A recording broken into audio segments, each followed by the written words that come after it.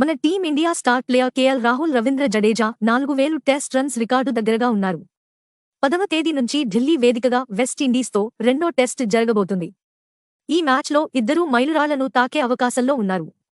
KL Rahul 3889 పరుగులు, 64 టెస్టులు, 11 సెంచరీలు, 19 హాఫ్ సెంచరీలు. ఈ మ్యాచ్లో 111 పరుగులు చేస్తే 4000 రన్స్ పూర్తి చేస్తాడు.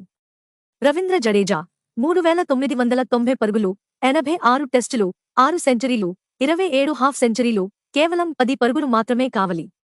ఇప్పుడు జడేజాకు రికార్డును అందుకోవడం సింపుల్.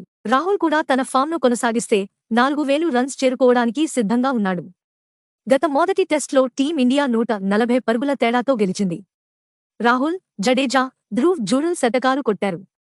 ఈ రెండో టెస్ట్ గెలిస్తే భారత్ WC పాయింట్స్ టేబుల్లో రెండో స్థానానికి చేరుతుంది. మన స్టార్ ప్లేయర్స్ మైలురాళ్లు చేరుస్తూ టీమిండియా గెలుపు సాధిస్తుందా?